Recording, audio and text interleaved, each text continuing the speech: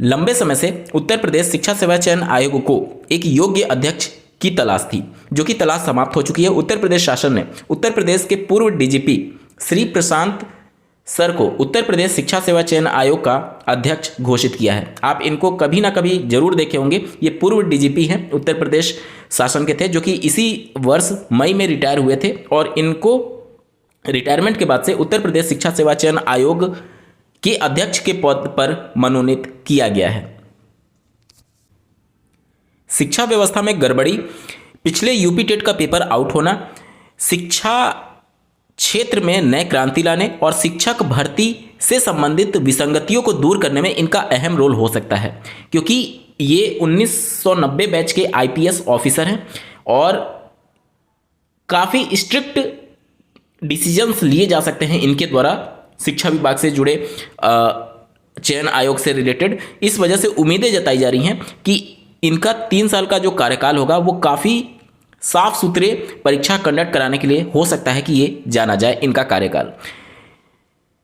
यहाँ पर आप देख सकते हैं उत्तर प्रदेश शिक्षा सेवा चयन आयोग के अध्यक्ष बने प्रशांत। 1990 बैच के आईपीएस प्रशांत कुमार अध्यक्ष बनाए गए हैं। इस साल जून में डीजीपी पद से रिटायर हुए थे प्रशांत कुमार को 3 साल का कार्यकाल दिया गया है। शिक्षा सेवा चयन आयोग के नए अध्यक्ष होंगे और सरकार ने उच्च और माध्यमिक दोनों आयोग का विलय किया है। कल तक इनके नियुक्ति के संबंध में औपचारिक आदेश जारी कर दिया जाएगा। अब चूंकि आपको ज्ञात होगा कि उत्तर प्रदेश शिक्षा सेवा चयन आयोग के माध्यम से नई टीजीटी पीजीटी के लगभग 23,000 पदों पर विज्ञापन जारी होना प्रस्तावित है। इससे पहले 2021-22 की जो टीजीटी पीजीटी की भर्ती है 5 बार उसकी परीक्षा स्थगित की जा चुकी है। कितनी बड़ी लापरवाही अभी तक शिक्षा सेवा चयन आयोग में चल रहा था। चूंकि एक पूर्व डीजीपी पद से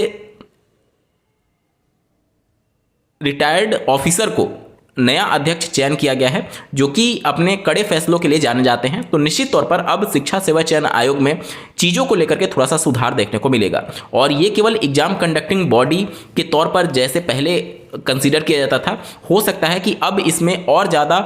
परीक्षा में शुचितापूर्ण परीक्षा को लेकर के या फिर अन्य चीज़ों को लेकर के जो गतिविधियां होती थी पहले, पेपर आउट होना जैसे चीज़ें, जैसे यूपी टेट 2021 का पेपर आउट हो गया था, तो उन सभी चीज़ों में हो सकता है कि अब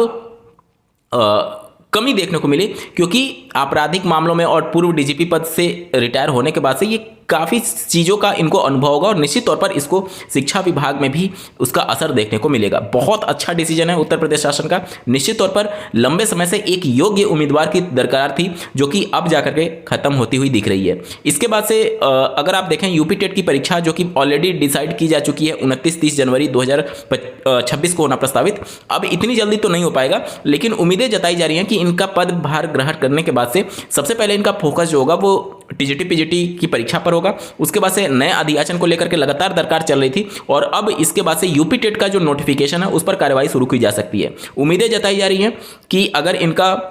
ज्वाइनिंग दिसंबर लास्ट तक भी हो जाता है तो जनवरी से फरवरी में इनके कार्यकाल में यूपी टेट का नोटिफिकेशन प्रमुखता से जारी किया जा सकता है, क्योंकि अंतिम बार यूपी टेट 2021 में आयोजन उसका हुआ था और उस बात को लेकर के 2026 में अगर हम लोग देखें तो लगभग 5 साल का समय हो चुका है और 5 साल में यूपी टेट की परीक्षा आयोजित ना हो पाना अपने आप में राज्य सरकार के लिए एक कठिन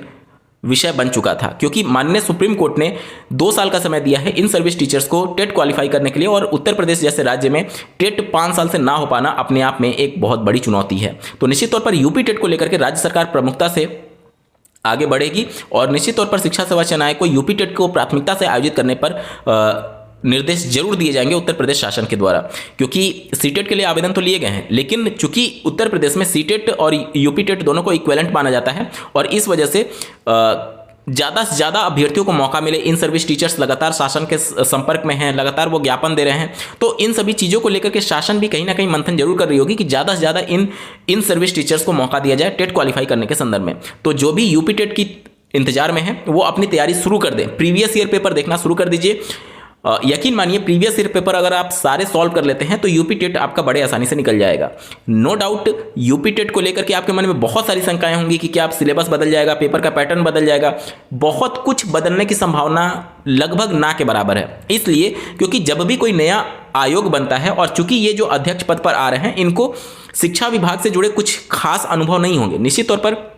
पूर्व डीजीपी पद से ये रिटायर हो रहे हैं, बहुत बड़ा ओहदा होता है, लेकिन हर विभाग की अलग अलग कार्यशैली होती है, अलग अलग चीज़ें होती हैं। तो उन सभी चीज़ों को लेकर के कोई भी नए पद पर जब कोई आता है तो बहुत ज़्यादा एक्सपेरिमेंट करने से वो भी डरता है कि कहीं यूपी टेट 2021 जैसा हालत ना हो जाए, पेपर आउट होने जैसी स्थिति। तो निश्चित तौर पर जो पहले का पैटर्न है उसी पैटर्न पर चीज़ें होने की संभावना ज़्यादा है। तो पहले का जो पैटर्न है, प्रीवियस ईयर पेपर है, उन सबको लेकर के आप अपना मंथन शुरू कर दीजिए, अपनी तैयारी शुरू कर दीजिए, क्योंकि 1-2 महीने में यूपी टेट का नोटिफिकेशन आपको देखने को मिल जाएगा, क्योंकि राज्य सरकार भी दबाव में है माननीय सुप्रीम कोर्ट के फैसले के बाद से, और इन सर्विस टीचर्स को ज़्यादा से ज़्यादा मौका देना चाहती है। इसके अलावा उत्तर प्रदेश सरकार की बहुत ज़्यादा फजीहत हो चुकी है, जो लगातार टीजीटी पीजीटी की परीक्षाएं 5 बार स्थगित हो गई हैं, तो उनको लेकर भी शासन दबाव में है, और कहीं ना कहीं इसी वजह से आवेदन मांगे गए थे। और उसके बाद से जल्द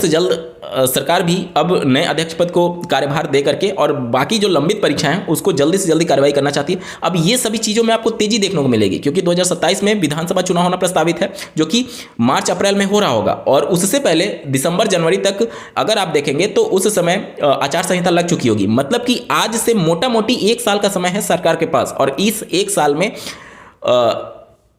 रोजगार के मामले में सरकार कहीं ना कहीं एक ऐसा परसेप्शन बनाना चाहेगी कि हम लोगों को रोजगार दे रहे हैं, और उसके लिए जरूरी होगा कि परीक्षाएं